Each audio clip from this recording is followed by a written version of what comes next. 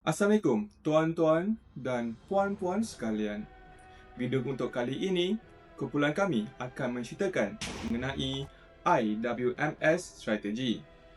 IWMS yang bermaksud Integrate Workspace Management System.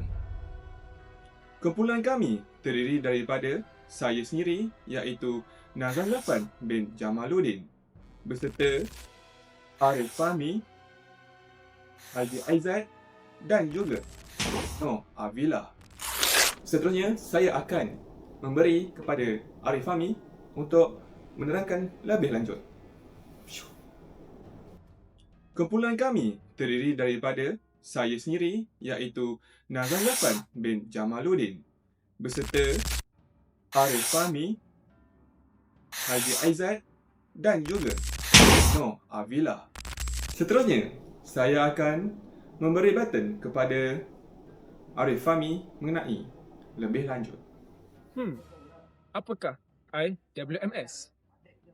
IWMS ialah sistem bersepadu yang digunakan untuk mengurus fasiliti, aset, ruang bangunan dan penyelenggaraan dalam satu platform. Sistem ini membantu organisasi menyediakan data daripada pelbagai sistem seperti BMS, CMMS dan CAFM supaya operasi menjadi lebih teratur, cekap dan mudah dipantau. Pengenalan utama IWMS sudah. Apa objektif utama IWMS ni? Objektif utama pemilihan IWMS antaranya ialah untuk menyatukan operasi antara jabatan supaya semua pihak dapat menggunakan data yang sama dengan lebih sistematik. Selain itu, IWMS juga menggunakan teknologi AI dan IoT untuk membantu membuat ramalan awal terhadap masalah penyelenggaraan. Sistem ini turut membantu meningkatkan penggunaan ruang bangunan serta mengurangkan kos operasi organisasi. Apakah kriteria penting dalam pemilihan sistem IWMS? Antara kriteria utama ialah interoperability. Apa itu interoperability? Interoperability ialah keupayaan sistem untuk berintegrasi dengan teknologi lain seperti DMS dan IoT. Selain itu, sistem juga perlu mempunyai scalability supaya boleh berkembang mengikut keperluan organisasi pada masa hadapan. Ciri mobile user experience dan cyber security juga penting bagi memastikan sistem mudah digunakan serta data organisasi sentiasa selamat. Bayangkan, ini sebagai otak kepada bangunan pintar.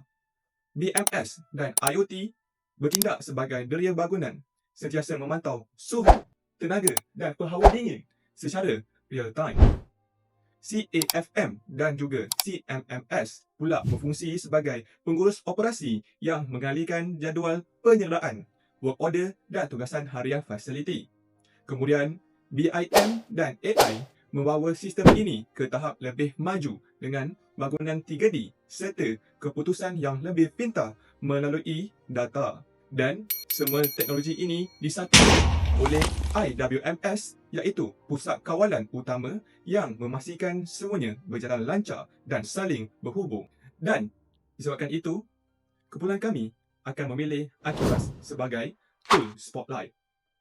Antara sebab kami memilih Akibas adalah ia merupakan platform IWMS terkenal di dalam syarikat. Daripada mengurus bangunan secara manual, Akibas menggabungkan semuanya dalam satu sistem pintar. Pengurus fasiliti boleh memantau maintenance, ruang bangunan dan juga aset dan prestasi bangunan secara lebih mudah dan real time.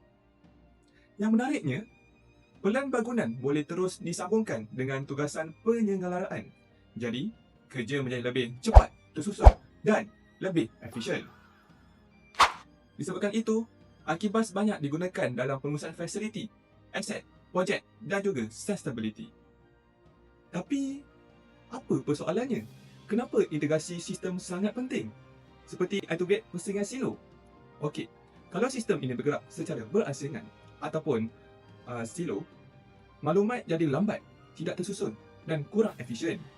Tetapi, bila semuanya digabungkan dalam satu platform IWMS, prestasi meningkat dengan sangat ketara. Seperti dalam graf ini, Sistem ini diinteraksi boleh mencapai sehingga 92%, peningkatan kecekapan dan mengurangkan masa laporan sebanyak 40%. Bermaksud di sini, integrasi bukan sekadar teknologi moden, tetapi cara untuk menjadikan organisasi lebih pantas, produktif dan bersedia untuk masa depan. Okay, terima kasih kepada sahabat saya.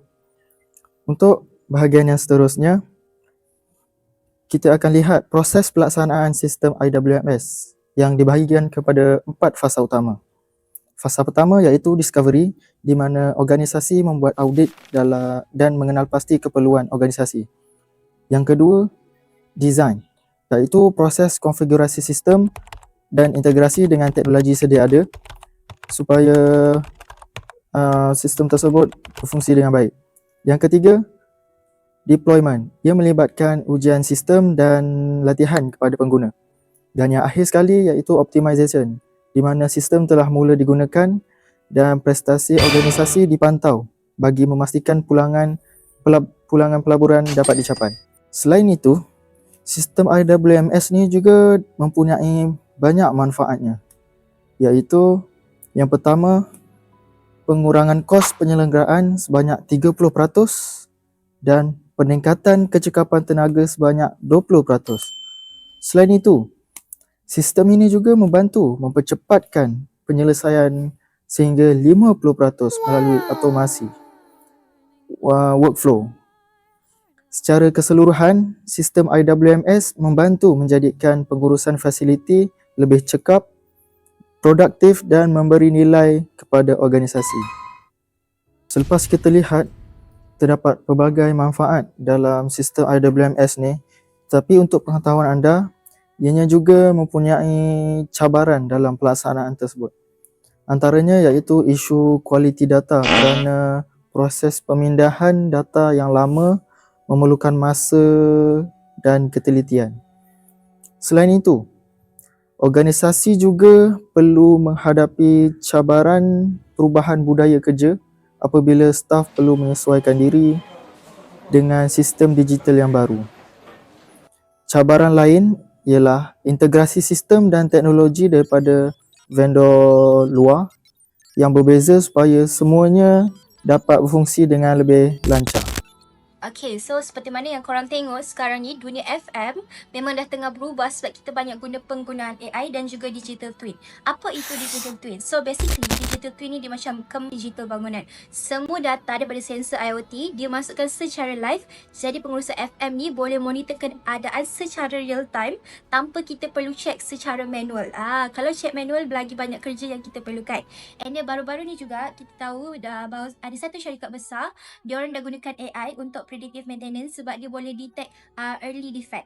Early defect contoh, kalau sistem HVAC ni dia dah tunjuk slight error, so sistem ni terus masuk ke dalam dashboard ni dan dia bagi tahu untuk warning sebelum keadaan rosak tu semakin teruk. So benda ni boleh kurangkan downtime dan juga jimatkan cost maintenance, di mana kita tahu makin teruk kerosakan itu, makin tinggi kos yang diperlukan untuk mengendalikan masalah tersebut.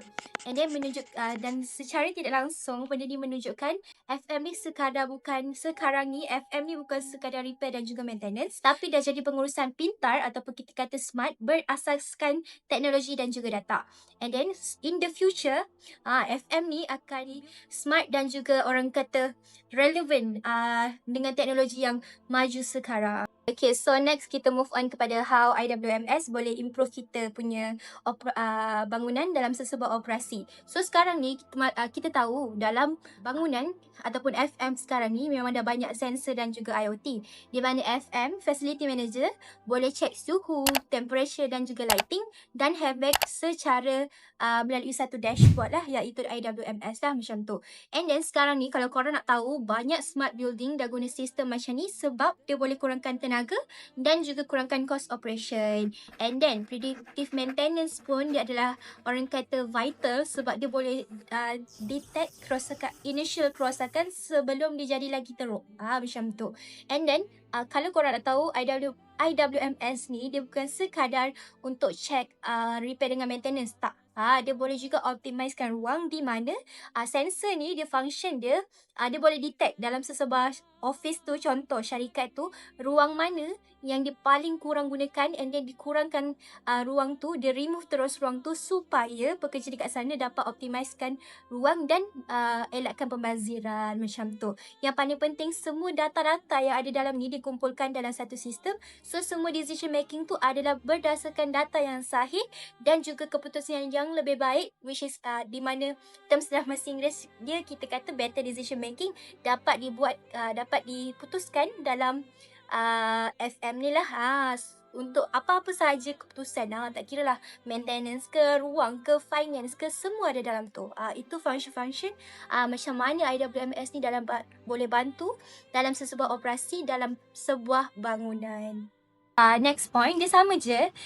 Secara ringkasnya saya akan terang macam mana FM ni dia sekarang ni orang kata dia dah banyak bergantung dengan AI, Artificial Intelligence, IoT, and then dan Sustainable Technology. Contoh sekarang ni AI ni dah boleh orang kata auto on, auto off, dan juga dia boleh adjust aircon temperature secara automatic bila tak ada orang dekat situ. Dia ada sensor yang boleh detect semua benda tu. So benda ni nampak simple tapi actually they give a huge impact, especially dalam terms untuk energy efficiency dan juga finance lah, costing. Okay, so sekarang ni isu sustainability pun memang orang tengah kejar-kejar untuk kejar ESG dan juga Green Building Index lah. And then banyak sekarang company-company besar dalam negara ataupun di luar negara juga menitik beratkan ESG dan bangunan hijau, sebab bangunan ni orang kata dia menyumbang penggunaan tenaga yang sangat tinggi. Kita boleh reducekan kos untuk energy itulah. So secara tidak langsung banyak duit yang kita boleh simpan. Alright, and then sebab tu teknologi pintar, orang kata teknologi sekarang dan FM ni semakin crucial. Dia bukan crucial yang secara bad way, yang dia good way untuk kita kurangkan pembaziran tenaga dan juga pelepasan karbon lah orang kata. So kita boleh tengok dekat sini, FM ni bukan setakat untuk bangunan saja. So dia adalah orang kata mengambil peranan yang penting untuk mengubah management dan untuk masa depan yang lagi panjang. Okay, dekat sini kita boleh include IWMS ni memang memainkan peranan yang sangat besar, especially dalam modern technologies, facilities management kita sendirilah. Teknologi yang seperti mana yang saya sebut banyak kali tadi, iaitu AI, IoT dan smart system, dia membuatkan operation itu orang kata dapat berjalan secara lebih cepat, lebih sistematik dan juga efisien lah. So FM sekarang ni dia orang kata goals forward to smart building, and then orang kata align with nowadays technologies. So itu saja daripada saya. Thank you.